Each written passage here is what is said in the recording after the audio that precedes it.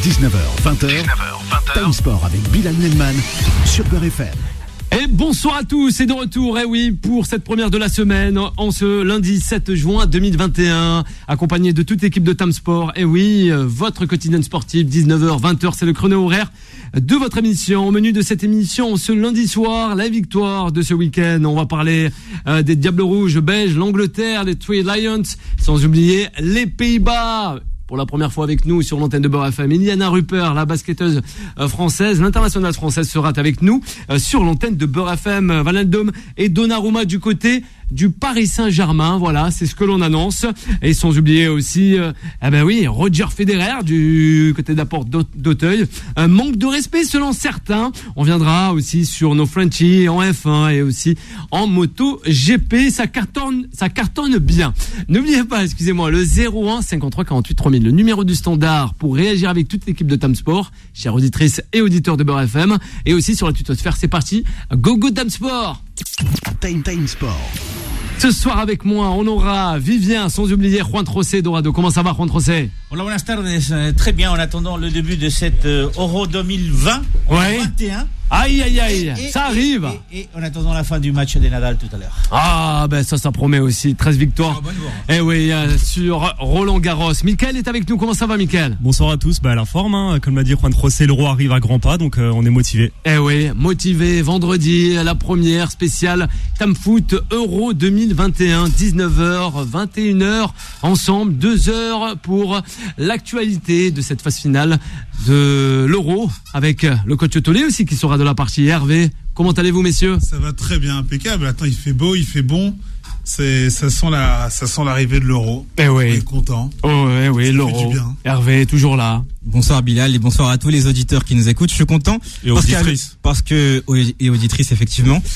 Parce qu'il y a l'Euro, mais aussi parce qu'il y a la Copa América, on n'en parle pas assez. On va en parler, mais il y a la Copa América, il y a du Rififi, ça devait être organisé en Argentine et au Colombie, finalement ça sera organisé au Brésil, ce qui décrit la chronique en Amérique du Sud à cause des cas Covid. Ce serait vraiment intéressant qu'on revienne dessus dans les prochains jours. Le Covid est toujours là. Comme l'annonce notre consultant Mauricio qui nous écoute comme à son habitude, avec Adèle qui nous dit que la France gagnera cette Euro 2021. Yanis est là, il se cramponne bien. On a parlé de Karim Benzema, on va revenir sur le joueur, aussi sur ces grandes nations du football européen. Alors on s'attarde sur ce week-end football. Time Sport, le sujet des sociaux. Ça a fait ton parler. La Belgique qui s'offre justement la Croatie, Hervé. Et ça c'est pas mal, tout comme l'Ajax et l'Angleterre. Exactement, c'est une bonne victoire pour les Diables Rouges, qui avaient montré quelques signes un peu de faiblesse lors de leur premier match de préparation pour cet Euro. Donc c'est bien de les voir gagner ce match. Ça leur permet de retrouver de la confiance. Maintenant, je suis assez inquiet quand même concernant la santé de Kevin De Bruyne et d'Eden Hazard. Il y a certains médias qui laissent entendre qu'ils seraient peut-être forfaits pour les 2 voire 3 premiers matchs de la Belgique à l'Euro. Donc, est-ce que ça aura une incidence sur l'expression collective des Diables Rouges? C'est une question qui mérite de se poser. Concernant De Bruyne, alors, forcément. Michael. Forcément, après, avec sa grave, une blessure assez sévère quand même. L'agression de Rudiger. Lors de la finale de la Ligue des Champions, à l'œil. On a vu un peu les images. C'était assez douloureux même devant la télé. On a eu mal pour lui. Mais en tout cas, j'espère qu'il arrivera à revenir, notamment après la phase de poule, en tout cas au minimum, parce que c'est vraiment certainement le meilleur joueur de la Belgique. Alors la première des choses, c'est qu'effectivement il y a ces matchs amicaux et il y a le mot amical qui est quand même très important. Parce que pourquoi ça sert essentiellement effectivement à retrouver des automatismes pour des joueurs qui sont quelque part fatigués, qui ont fait pratiquement entre 40 et 50 matchs cette saison. Donc ils sont même plus, mais pour la plupart je parle. Donc effectivement c'est des matchs essentiellement amicaux et d'ailleurs on a vu que l'intensité de ces matchs parfois laisse à désirer. On est loin de ce qu'on espère retrouver lors de l'Euro. Mais ce qui est intéressant dans ce match de la Belgique, c'est qu'ils ont affronté quand même un adversaire, la Croatie, qui est aussi à l'Euro. Et donc cette victoire est probante par rapport à d'autres sélections dont on va parler, les Pays-Bas ou encore l'Angleterre, qui ont eu des matchs beaucoup plus simples, beaucoup plus faciles, où leur victoire ne veut pas dire grand-chose. Donc pour la Belgique, ça se présente mal, effectivement, si 2 des joueurs importants de cette sélection ne peuvent pas jouer le premier voire le deuxième match, sachant qu'il faut quand même, il y a 3 matchs en phase des poules, hein. Donc il faut pas se rater, il faut être quand même à 100%. Mais j'ai confiance en que la Belgique va bien débuter cet Euro, comme elle l'avait fait donc en 2018 lors du mondial. Oui, Vivien. Alors bizarrement, sur Belgique-Croatie, moi j'ai trouvé que c'était peut-être le match le plus intéressant, pas en termes d'intensité, mais vraiment en termes d'opposition, comme disait Juan José, parce que je trouvais que ça nous rapprochait vraiment de l'Euro. Voilà, il y avait pas beaucoup de rythme, mais il y avait pas mal de qualité technique. Et pour les Belges, malgré toutes les inquiétudes de De Bruyne, Hazard, hier il s'impose encore. Forcément, Lukaku, qui, on va dire, marche sur l'eau cette saison, ça pouvait être que lui, entre guillemets, pour inscrire le but de la victoire. Donc, les voyants pour les Belges sont au vert-orange, c'est-à-dire à part les soucis de santé, je trouve que les Belges peuvent aborder cet Euro presque en pleine confiance. Ouais. En pleine confiance face à la France. Déjà, faut qu'ils sortent des poules avant de penser aux Bleus. Oui, ce qui est très probable, mais alors, ça va pas être très difficile parce que Hervé, c'est les 2 premiers et les 4 meilleurs troisièmes qui sont qualifiés pour les 8e de finale. Oui. Tout à l'heure, tu soulignais un point important, c'est une petite digression, Juan José, sur le manque de rythme des matchs amicaux. C'est aussi un problème qu'on peut soulever. Est-ce que cet Euro n'intervient pas trop tôt, en fait, quand on sait que certains joueurs ont joué presque plus de 60 matchs dans la saison, quand on sait que certains joueurs n'ont pas eu une préparation physique estivale optimale. Il y a d'ailleurs Raphaël Varane qui a eu un mot à ce sujet lors des dernières heures. Est-ce que cet Euro, c'est une question que je pose au Claude Tollet qui somnole, arrête un peu, Hervé. Mais tu vois, voilà. Est-ce que cet Euro, il cherche un nouveau club. Ça n'a pas commencé l'Euro, si on voit des punchlines et aussi des tacles à la gorge comme ça. Est-ce que l'Euro n'a pas trop tôt, en fait? Moi, les gens qui parlent beaucoup comme ça. Voilà, le coach Tollet. C'est qu'en fait, t'es pas très bien. C'est ça, c'est notre Ruud Gullit. Non, mais allez, vas-y. Plus sérieusement, faut savoir que le rythme est toujours, de toute manière, effréné, même dans une saison classique, d'autant plus avec la Covid où on a senti qu'il y avait toutes les compétitions rapprochées. Ça, c'est une réalité. Maintenant, quand tu arrives en fin de saison, tu as joué 60 matchs, tu as besoin que le corps récupère, mais en même temps, tu as une compétition qui arrive. Moi, vous entendre là, les matchs de préparation, attention, c'est pas des matchs amicaux, c'est des matchs pour moi de préparation à une compétition. Oui. Veulent pas dire grand chose. Ouais. C'est juste pour moi une remise en route. Ça permet bien sûr d'emmagasiner la confiance, mais la réalité reste la compétition. Et il y a peut-être des équipes. Moi, c'est vrai que le match contre la Croatie, Belgique-Croatie. Oui, enfin, on sait que la Belgique sera présent pour connaître le football croate. Je sais qu'en général, les matchs amicaux comme ça, c'est pas là où ils sont aussi transcendants. J'attends de voir. Moi, j'attends de voir vraiment la compétition. Ce qui m'interpelle en fait, c'est que on parle de la Belgique, Croatie, mais quelques jours auparavant, il y a eu un Espagne-Portugal. On attendait beaucoup plus et le match était, pardonnez-moi l'expression, mais il était complètement nul. Ouais. Le Portugal est très loin de la qualité individuelle et même en équipe collective qu'on lui suppose. Il était très loin et c'était pareil pour l'Espagne. Donc ces matchs de préparation, je ne sais pas s'ils ont servi à grand chose. Et puis quand on voit que l'Angleterre peine à battre la Roumanie qui n'est pas à l'Euro, quand on voit les Pays-Bas, ils avaient pas mal remanié. C'est la Géorgie 3-0. Ces matchs, ça sert exactement à retrouver des automatismes, peut-être. À se mettre dedans. La compétition, elle arrive dans quelques jours. Il est faux, ce match. Il est faux. Ouais, mais il est faux. Et puis tu parlais de l'Angleterre, et l'Angleterre a peut-être un peu peiné, mais ils ont pas mal, vraiment beaucoup remanié l'équipe. C'était vraiment des remplaçants qui ont joué. Donc aussi, voilà, tester des joueurs qui n'ont pas vraiment l'habitude aussi en sélection. C'est vraiment de la mise au point, des automatismes un petit peu à réviser. Mais c'est sûr que c'est pas ce qu'on verra à l'Euro. Même si la question se posera sur l'état physique de beaucoup de joueurs. Moi, c'est pas une critique que je fais aux matchs amicaux. Je pense que c'est aux matchs de préparation, peu importe le terme. Je pense qu'ils sont vraiment essentiels parce qu'il faut pas oublier que il y a eu le Covid, que on n'a pratiquement pas eu de match d'équipe nationale pendant pratiquement 1 an et demi. Donc je pense que ces matchs-là permettent de retrouver des automatismes, permettent de remettre en place une forme de synergie entre les joueurs. Mais moi, quand je vois le niveau des matchs de la Coupe du Monde 2018, quand je vois le niveau des matchs de la Copa América 2019, quand je vois le niveau de certains matchs, tu parlais d'Espagne-Portugal au Wanda, moi je regarde à la deuxième mi-temps, j'ai l'impression de regarder Huesca contre le Getafe, tu vois, tellement c'était indigeste. Honnêtement, moi je suis très inquiet pour le niveau des matchs de l'Euro en fait. Ouais, mais c'est pareil en 2016, Hervé. En France, c'était pareil. On en parlait du niveau. Oui, parce que j'ai l'impression que les compétitions internationales arrivent trop tôt en fait. Les mecs arrivent à l'Euro, ils sont cramés. Les matchs, ils sont lessivés. Le coach Utolé le disait. Ils sont lessivés. Et pour moi, le fautif, c'est l'UEFA. C'est surtout que l'UEFA pour toi. Oui, clairement. C'est que les calendriers sont beaucoup trop importants. Mais tu peux décaler de 2-3 semaines. Tu peux commencer l'Euro. Non, tu peux pas. Tu peux pas décaler. T'as la Nations. Tu as la Nations League qui enchaîne derrière. Malheureusement, les droits TV prennent le dessus sur l'aspect sportif. Mais le rythme, il est infernal. Et puis derrière la saison 2021-2022 va repartir sur les chapeaux de roue. Oui, mais tu peux trouver un arrangement parce que là, t'as eu le Final 8 en juillet.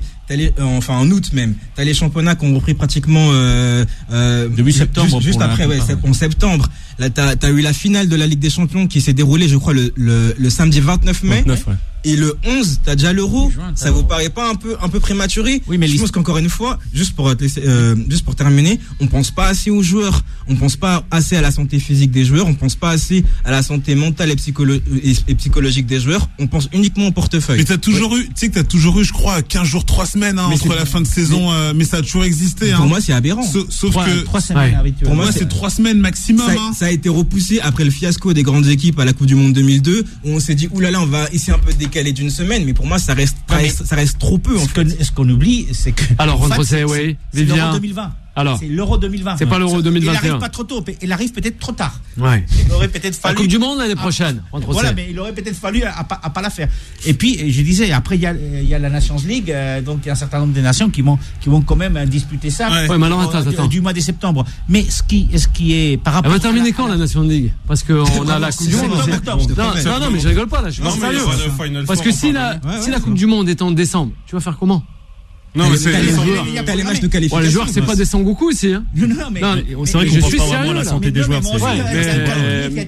Mais parce que Claude, établi, donc on sait quelles sont les 4 nations qui vont jouer parce qu'il y en a 4. Oui, dans la France, France, Espagne, Italie, et je me rappelle plus qui est la quatrième. Ce que je voulais, et pour terminer, c'est que l'intensité des matchs des poules n'attendait pas grand chose. Parce que hormis le groupe de la France, où il va falloir être au taquet depuis le premier match, parce qu'il y a la France, le Portugal et l'Allemagne. Je ne parle pas de l'Hongrie.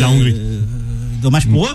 Mais pour les autres groupes, écoutez, la qualité des autres groupes, il y a quand même une grosse différence entre certaines nations. Hein. J'avais été déjà inquiet du niveau de jeu lors de l'Euro 2016, mais c'est vrai que c'était affligeant. Mais c'est parce qu'on a augmenté le nombre d'équipes aussi. C'est affligeant aussi. Pas forcément. Après, il y en a qui disaient les autres euros, c'était quand même d'une qualité supérieure avec 16 équipes pour moi. Je suis pas sûr que de passer de 16 à 24 tout de suite te change. Je suis pas forcément d'accord avec cet argument-là. Moi, je pense surtout que les sélections ont moins d'importance. C'est les clubs qui prennent le dessus et tu le vois même sur les joueurs sur lesquels maintenant on les retient, on les envoie plus en sélection. Tu sens qu'il y a eu un retour. Mais c'est marrant Claude, ce que tu dis, c'est les clubs les plus importants, mais pourtant t'as de plus en plus de matchs internationaux.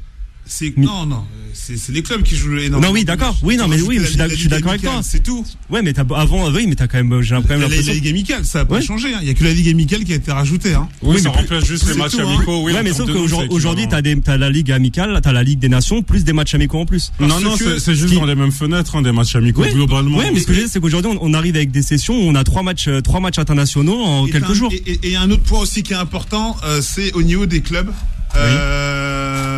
Le niveau est moins important aussi en sélection parce que maintenant tu te retrouves. Avant, tu avais les petites sélections, même si leurs meilleurs joueurs ne jouaient pas dans le grand club où il excellait, ils jouaient quand même. C'est-à-dire que maintenant, on se retrouve même à avoir des sélections importantes, même comme l'équipe de France, ça va avoir des joueurs plus titulaires en club, mais qui jouent en sélection. C'est plein de petits détails qui font que aujourd'hui le niveau régresse également. C'était pas le cas il y a encore quelques années. Alors, Une info, peut-être celle de. Ouais, une info qui nous vient d'Abdel et même aussi de Juan José. Alors. On avait un doute sur la Nations League. Alors, c'est le 6 et 7 octobre où la 4e nation était la Belgique. Je m'excuse pour les Belges. D'accord. Donc, c'est le 6 et 7 octobre avec des demi, enfin, une 3e, 4e place pour le 9 octobre et la finale le 10 octobre.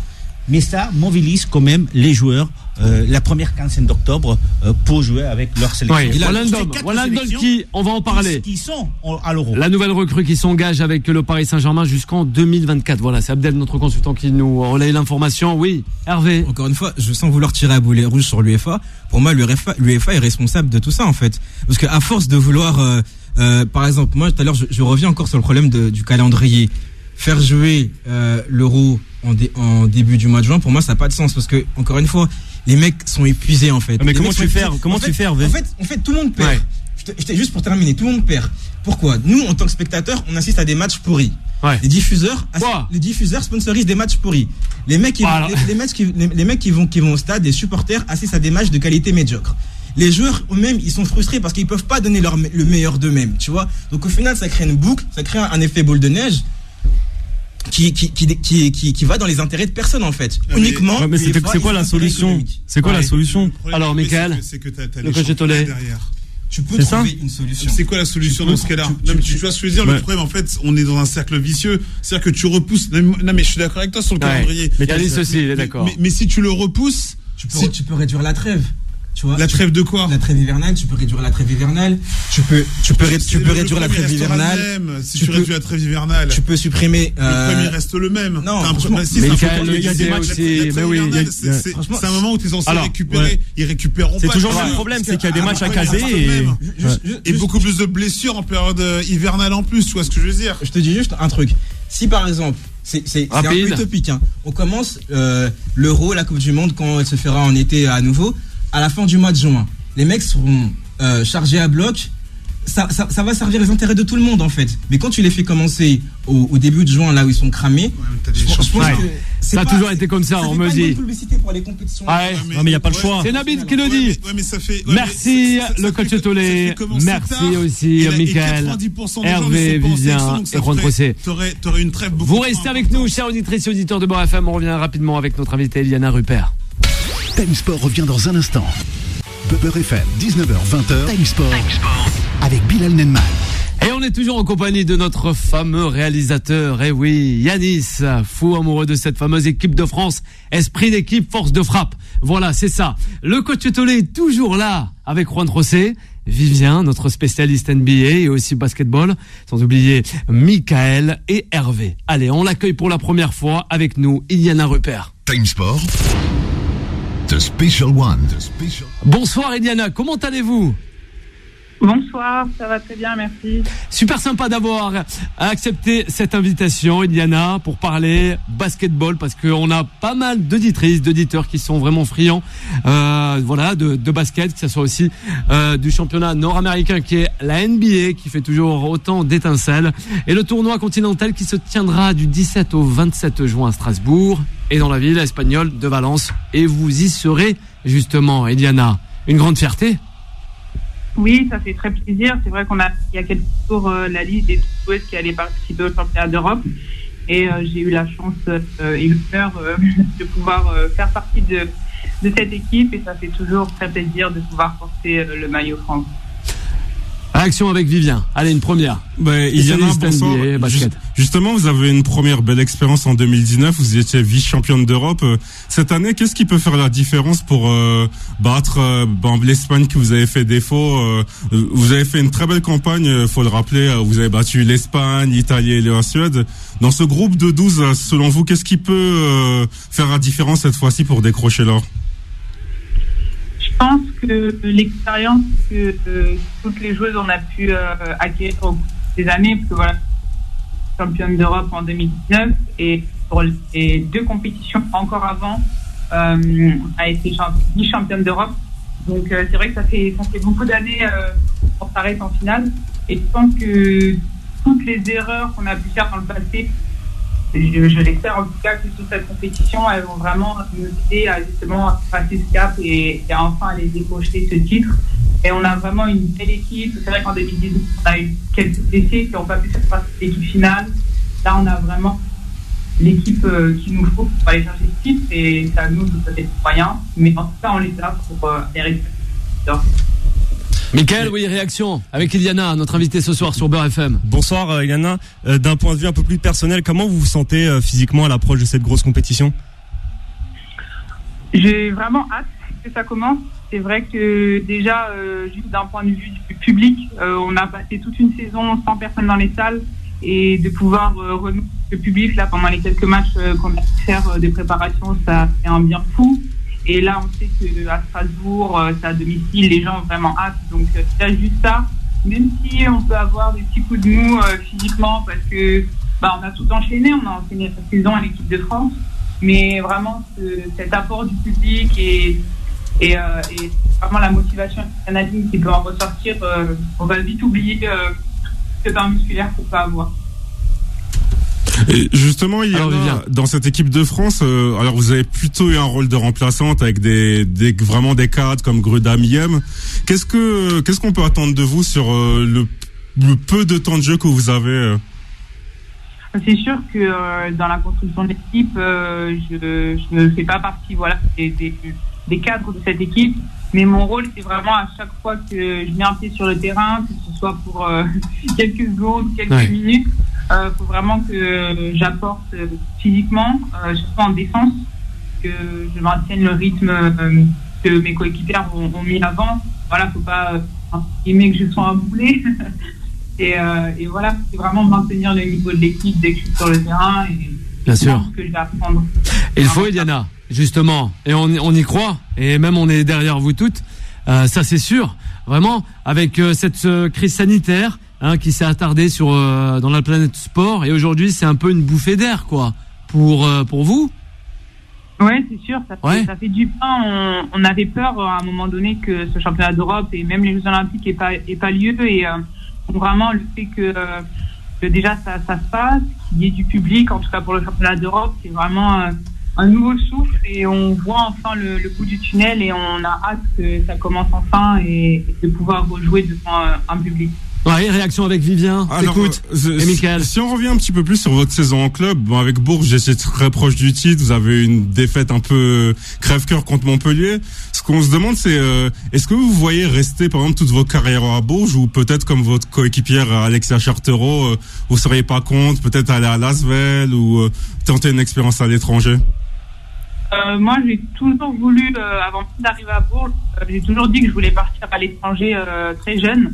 Le plus tôt possible, dès que j'avais une bonne opportunité, quand même, pas pour partir, mais si j'ai un bon projet, vraiment aller jouer en dehors de la France.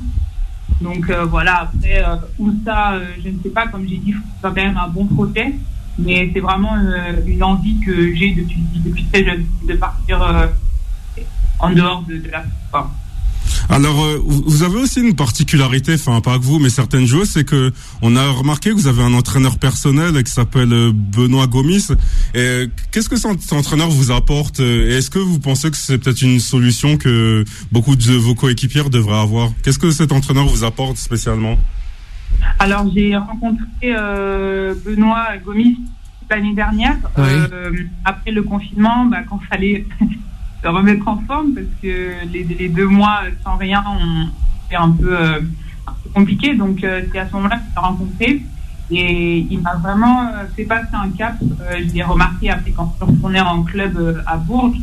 J'ai vraiment vu que je me sentais bien, j'étais plus efficace.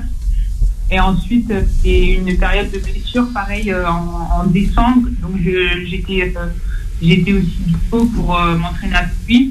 Et encore une fois, revenu sur les terrains, j'ai très efficace, très performante. Et je pense que je suis sûr même que c'est pas dingue, quoi. Ça vraiment pas une coïncidence. Oui. Et je pense que il y a de plus en plus de joueurs et joueuses qui le font. Vraiment, je le vois au quotidien avec mes coéquipières. Et je pense que c'est vraiment un plus. On a la chance d'avoir accès à ce genre de coach. Et ça fait vraiment passer le terrain. Ça nous fait devenir des joueurs, joueuses plus performantes, et c'est tous. Donc, c'est qui commence à arriver de plus en plus en France, parce que ça y a été beaucoup de statistiques, mais en France, ça commence à arriver et je suis contente. En tout cas, moi, j'ai commencé et ça apporte tout, donc je continue à faire. Eliana Rupert, avec Mickaël, notre consultant, ce soir avec nous sur l'antenne de Beurre FM, on le rappelle. Question un peu personnelle aussi, qu'est-ce qui vous a donné envie de faire du basket et quels sont un peu vos modèles dans le basket féminin, un peu les légendes que vous pourriez nous citer? Ouais.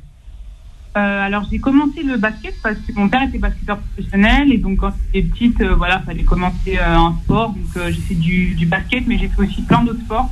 Et c'est que plus tard que j'ai vraiment pris goût et que j'ai voulu devenir basketteur professionnel. Mais entre-temps, j'ai fait de la natation, de la danse, tennis aussi, vraiment plein de sports pour être sûr que le basket c'est vraiment ce que j'aime.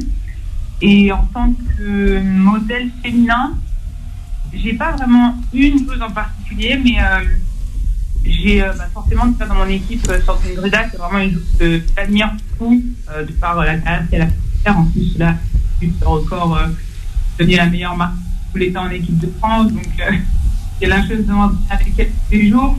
Donc c'est vrai que c'est quelque chose que je prends pas pour acquis. Oui. Et après il y a un thème où je trouve vraiment. On peut parler de Stone, Atteledin, Brianna Ward, Andy Parker, toutes ces choses, c'est vraiment des personnes que j'adore regarder et j'aime bien m'inspirer. Justement, ça nous fait penser ça aussi à la NBA. On aime beaucoup la NBA sur cette antenne de Beurre FM, Iliana, sachez-le. Oui, Vivien, une réaction avant de terminer avec Iliana Rupert. Justement, vous avez été drafté par les Las Vegas Aces, donc qui est, pour rappeler, finaliste WNBA l'an dernier. Qu'est-ce qu'on peut espérer pour votre carrière WNBA? Est-ce qu'on peut, par exemple, espérer vous voir former un duo par exemple, avec Aja Wilson ou Liz Campbell pendant des années? Qu'est-ce qu'on peut vous souhaiter? Être championne WNBA, peut-être devenir All-Star WNBA? Quel est un peu votre objectif? Écoutez, tout ce que vous avez cité. Et même plus du coup, être Hall of Famer, bien sûr, j'imagine. Pourquoi pas? Non, pourquoi pas? C'est ça. J'ai toujours voulu, depuis très jeune, jouer en WNBA et être drafté. Et c'est vrai que j'avais... vraiment, ça n'a jamais été, entre guillemets, un secret. J'avais des grandes ambitions d'aller en WNBA, de remporter des titres et d'être vraiment une joueuse connue dans la ligue. Un peu comme Emma Messman peut l'être. La Belge, oui, tout à fait. Mais elle est très respectée là-bas. Puis qu'elle est dans le jeu, elle a besoin de prouver. Donc c'est vraiment ça que j'ai envie de faire pendant les années, de pouvoir apporter un impact et qu'on connaisse mon nom de l'autre côté de l'Atlantique. Mais est-ce qu'il y a des Françaises qui vous ont donné des conseils? Parce que malheureusement, l'expérience des Françaises en WNBA, c'est globalement mitigé, à part peut-être Gruda ou Edwige Lawson il y a très longtemps. Iliana, c'est le renouveau, t'inquiète pas. Est-ce que peut-être justement des Français comme Andy ou Sandrine vous ont donné peut-être des conseils pour peut-être vous adapter à ce jeu WNBA? Alors j'ai échangé beaucoup avec Andy, avec Sandrine Gruda, Marine Johannes aussi. Qui sont toutes parties en WNBA. Après, moi j'ai que 19 ans, donc c'est vrai que il y en a aucune qui est partie aussi jeune, mais déjà leur expérience personnelle, elles en ont retenu que du positif. C'était mitigé. Sandrine a été championne, Marine n'a allé qu'un été, mais toutes on dit que du positif et ça m'a encore plus donné envie d'aller là-bas parce que c'est des filles que je connais, je leur fais confiance et que ça s'est bien passé pour elles. Je pense qu'il y aura un moment. Un grand merci, Eliana, pour toutes ces belles réactions sur l'antenne de Beurre FM. Vraiment, on vous souhaite le succès, que ça soit chez nos voisins américains, mais encore aussi sur ce tournoi continental, on nous rappelle, qui aura lieu. Oui, bien sûr, les JO, même Paris 2024, on essaiera de la recevoir. On espère bien à la fin de toute cette crise sanitaire, Eliana. Mais vraiment, que du bonheur et du franc succès. Merci beaucoup. Merci. On poursuit cette émission avec une courte pause avant de revenir avec le Paris Saint-Germain et son mercato, sans oublier Roland Garros et les internationaux de France. À de suite. Time Sport revient dans un instant. Beurre FM, 19h-20h. Time Sport avec Bilal Nenman. Et de retour sur l'antenne de Beurre FM avec Mickaël, le coach Tolé, Juan Trossé, notre Vivien et aussi Hervé. Allez, on prend le chemin de la porte d'Auteuil et des internationaux de France. Time Sport, la troisième mi-temps. Oui, il y a du manque de respect dans les airs. Ouais, avec un certain Roger Federer, peut-être un résultat à venir. Oui, il s'est fait malmener en tout cas, Djoko, le Croate. Oui, on parlait avec Hervé il y a un instant, effectivement, 5-7 pour Djokovic pour pouvoir remporter ce 8e de finale avec 2-7, les deux premiers sets perdus avec 2 fois 7-6, même si après il a déroulé, mais notamment parce que son adversaire était extrêmement fatigué. Ça a été un 6-1, 6-0, 4-0 avec abandon à la fin. Mais effectivement, l'info du jour, tu l'as dit, c'est notre ami Federer. Oui. Federer, justement. Hervé. Je trouve que la transition est parfaite. Justement, la passe D de Juan Trossé à Hervé. Exactement. Qui a annoncé son forfait.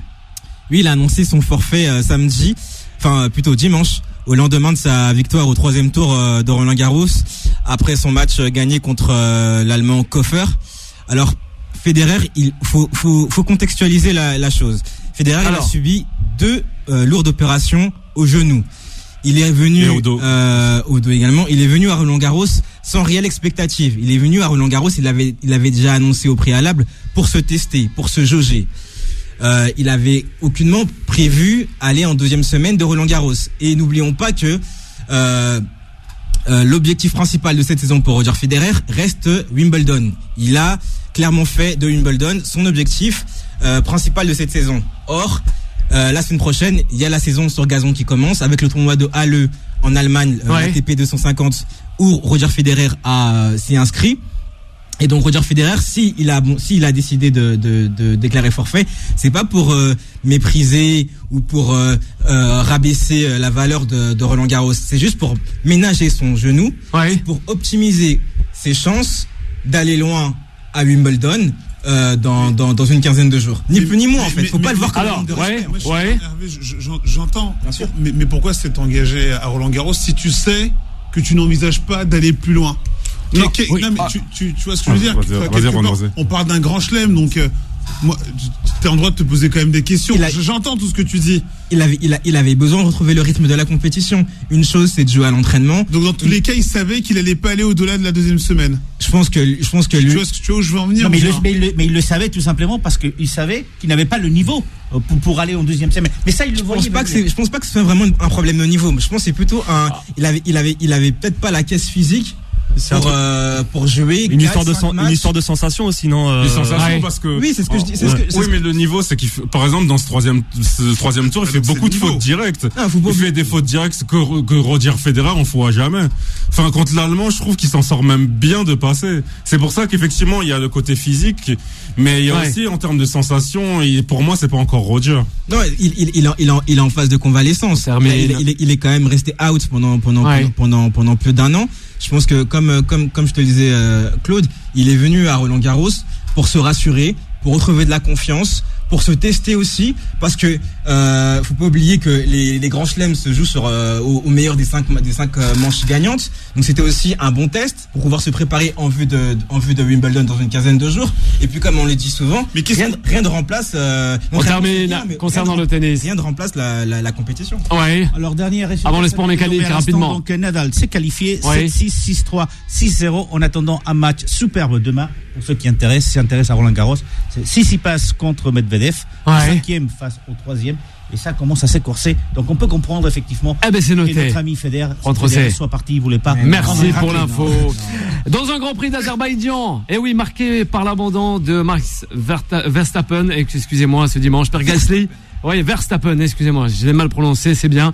Pierre Gasly de l'écurie AlphaTauri, et pour la première fois de la saison montée sur le podium, une 3e place tout de même saluée par les flèches d'argent Mercedes-Benz. Et aussi en moto, voilà, ça c'est le petit clin d'œil à l'ami de Mourad, monsieur Quartararo, arrivé dans un premier temps, 3e, 4e, troisième sur le podium, et il a été rétrogradé.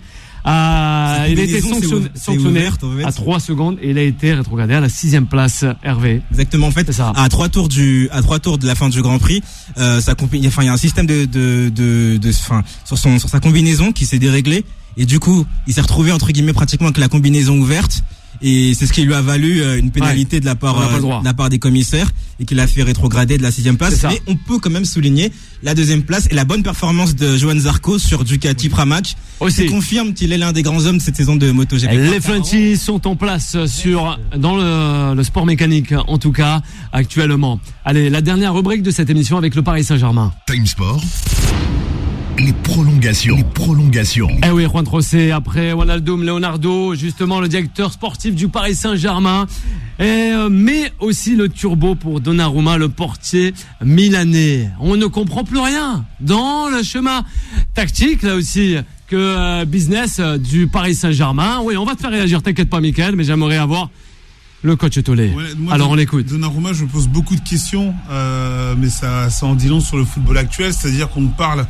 À la base, Donnarumma, c'est un enfant du Milan qui a refusé. C'est pas vraiment un enfant du Milan. Je peux finir ou pas? Non, c'est terminé quand même. Il va te sortir que c'est un enfant de Aulnay ou même Paris. Le Milan, du 18e. Le Milan n'est plus à présenter, même si c'est plus le grand Milan, mais voilà, on lui propose un contrat quand t'as 21 ans, quand t'as encore pour moi tout à prouver, qui ne se refuse pas. Après, il a eu le choix de refuser le Milan AC parce qu'on lui propose mieux ailleurs. Voilà, ça en dit long sur le football d'aujourd'hui. Après, voilà, certes, mais que le PSG aille le récupérer, j'arrive pas trop à, je sais pas. Moi, j'ai un petit peu du mal. On parle pas quand même d'un petit portier. On parle soi-disant d'un grand portier, mais moi, j'ai toujours encore des doutes le concernant. J'ai du mal à le voir arriver au Paris Saint-Germain. Qu'est-ce que ça veut dire? Est-ce que Navas... mais on comprend plus rien là. Hervé, Mickaël. Je sais pas. Moi, de toute façon, ça fait un moment que je me pose beaucoup de questions. Je comprends pas là. Le coach, c'est pas bon. Il se pose des questions là. PSG. C'est pas mal. Et là, c'est sympa ce jeu. Il est très sympa. J'ai joué pendant 10 ans. Je préfère FIFA et PES quand même. Arrête aussi quand même. Alors, manager. Konami et eSport. Alors, Mickaël, on va revenir à Vivien et aussi Juan José. Alors on sait que souvent le mercato c'est une question de plan établi, c'est aussi une question d'opportunité. Là aujourd'hui le Paris Saint-Germain a l'un certainement des meilleurs gardiens du monde dans la personne de Keylor Navas, qui a aujourd'hui 34 ans. La question va se poser dans les années à venir sur une possible transition après Keylor Navas. Pas Barcelone. L'important aujourd'hui, c'est de savoir que Donnarumma a 22 ans, a été élu meilleur gardien donc de la Serie A. Et le plan qui pourrait être mis en place, bon, ça a été un petit peu dit par plusieurs sources, pas corroboré encore aujourd'hui. En Italie, on dit que ça pourrait être en concurrence avec Navas. À côté, on dit que le PSG serait prêt à le prêter, à lui faire signer un contrat longue durée et à le prêter peut-être 2 ans, à la manière de ce qu'a fait Chelsea avec Thibaut Courtois quand ils l'ont prêté à l'Atlético Madrid. Donc ça serait un petit peu le plan de se dire voilà, au moins une fois que Keylor Navas a 35-36 ans, on a derrière la solution pour prendre la relève sur peut-être 10 ans derrière. Donc moi je vois pas d'où ce plan-là serait mauvais en fait. Alors bon pour le Paris Saint-Germain. Intéressant. Juan José, on va revenir à Hervé. La première des choses, c'est que c'est pas encore fait et il y a un certain nombre des clubs qui sont à la recherche aujourd'hui des gardiens. Notamment c'est bien de le dire. Mourinho qui cherche un gardien, mais ça paraît difficile que notre ami Donnarumma reste en Italie. Tout état de cause, on a du mal effectivement à comprendre comment ça se passe du côté du PSG. On fait signer Wijnaldum, on dit qu'on va faire signer Donnarumma. Mais en même temps, aujourd'hui, on apprend que notre ami, le président du PSG, menace entre guillemets Mbappé parce qu'il veut pas signer. On apprend que Pochettino ne souhaite pas rester. C'est extrêmement compliqué tout ce qui tourne autour aujourd'hui du PSG. En tout état de cause, c'est peut-être un investissement pour le futur, mais c'est compliqué de parler de l'avenir quand c'est effectivement le meilleur gardien du calcio. Donc c'est un portier pour être titulaire dans une grande équipe. Et pas pour aller peut-être jouer à Lille ou ailleurs. Hervé. Je voulais juste rebondir sur ce que peut-être Tollet a dit. Le futur portier. Merci Milan.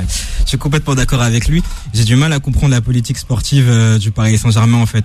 J'ai l'impression qu'après chaque entre guillemets déboire en Ligue des Champions, même si pour moi ils n'ont pas connu de déboire cette saison, ils font leur course en fait, ils font leur solde. J'ai l'impression que le Paris Saint-Germain, c'est comme une nana qui se fait larguer par un mec. Arrête, mais non, et qui pour se consoler. Arrête, Je veux juste terminer ma comparaison. Explique-nous, Hervé. Et pour se rassurer, va acheter des dizaines de fringues en fait pour se consoler en fait. Et j'ai l'impression que le Paris Saint-Germain c'est ça en fait. Chaque fois qu'ils font une saison qui leur satisfait pas, bah ils vont se consoler en achetant des pléiades de joueurs. L'année dernière ils ont acheté Danilo, là ils veulent acheter Wijnaldum. Puis la saison prochaine ils vont acheter qui? Ils vont acheter Alan, ils vont acheter Jorginho. Là ils ont Keylor Navas qu'on a érigé. Exactement, t'as l'impression qu'il n'y a pas de stratégie. Au niveau du recrutement, c'est pas clair. T'as l'impression que t'as pas l'équipe de politique. D'où c'est pas clair de faire ces Wijnaldum. Juste pour terminer, j'ai l'impression qu'il n'y a pas de politique sportive claire. T'avais Cavani, on l'a viré pour installer Icardi. Cette saison, les supporters parisiens ne veulent plus d'Icardi. On dit que non, c'est un bouffeur d'assados. Il veut partir aussi. Il a pas fait sa meilleure saison.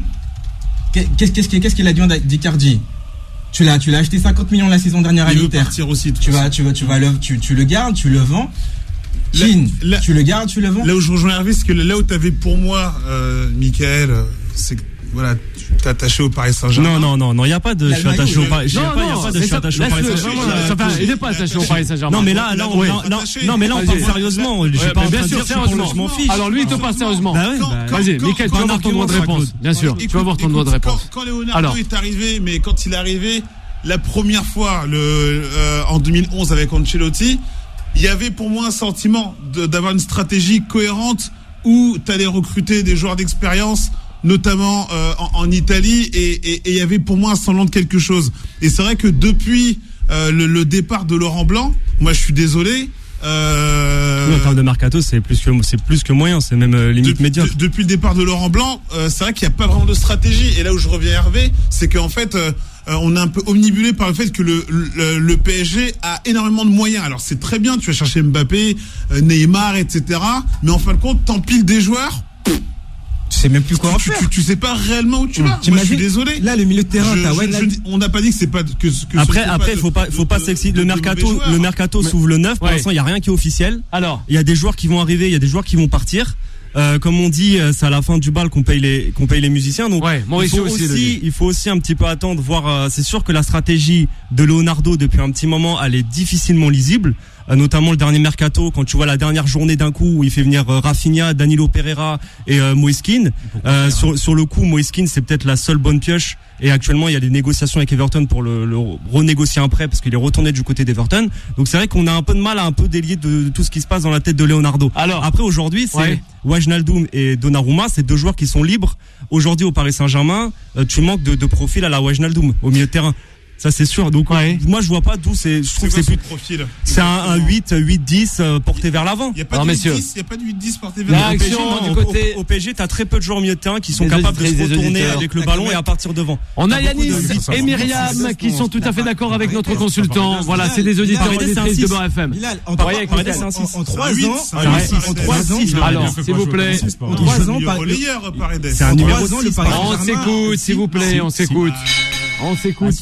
Hervé, en 3 ans, le Paris Saint-Germain a recruté presque 5 ou 6 milieux. T'as Paredes qui est venu, t'as Anderera qui est venu, t'as eu Danilo qu'on nous a présenté comme un super crack qui est venu, t'as Gay qui est venu, t'as le milieu de terrain, Rafinha, avec des profils différents, voilà, certains plus, voilà. Mais t'as pléiade de milieu de terrain qui viennent chaque année en fait. Et jusqu'où en fait ça va s'arrêter? Vivien, on t'écoute Vivien. Pour moi, l'instabilité un petit peu du projet, c'est qu'effectivement t'as des milieux, mais même au niveau des gardiens, avant que Navas s'installe, on avait l'impression qu'à Paris, il fallait toujours ce joueur qui allait amener un peu le salut. Il y a une pliade de gardiens. Maintenant au milieu, on sait pas trop. Donc maintenant, au milieu, c'est que t'as beaucoup de joueurs moyens. C'est ça le truc, c'est que t'as beaucoup de joueurs qui ont un niveau un peu. Oui, également. Moyen à Paris. Non, mais ce que je veux dire, c'est que t'as des joueurs qui ont. Enfin, t'as pas. Moyen, c'est dur quand même. Moyen. Je veux dire, Danilo Pereira, c'est moyen. Rafinha, c'est moyen. Rafinha, c'est pas moyen. C'est un très bon joueur. Non, mais c'est un très bon joueur, mais tu vois qu'il manque. Il est un peu. Qu'on lui a pas donné la possibilité de jouer. Physiquement, c'est difficile. Rafinha, c'est un magnifique joueur de football, mais physiquement, c'est difficile. Allez, on termine le coach Tollet, oui. Avant la fin de cette émission. Maintenant, je pense qu'ils sont dans un environnement où c'est vrai qu'aujourd'hui, on est incapable de définir un vrai milieu de terrain type. Il y en a pas. Bah, le type cette année, c'était Paredes, Gay et Verratti. Il y en a pas. Verratti, il joue 2 matchs, il est déjà à la ramasse. le coach de Tollet. Merci Mickaël. Non mais oui. Merci Juan Trocé et aussi Vivien, Hervé, sans oublier les auditrices et les auditeurs de Beurre FM, toujours de plus en plus nombreuses et nombreux à nous suivre. Merci à Yanis, notre réalisateur. On se retrouve dès demain. La suite des programmes sur l'antenne de Beurre FM. Bye bye. Retrouvez Time Sport tous les jours de 19h à 20h et en podcast sur beurrefm.net et l'appli Beurre FM.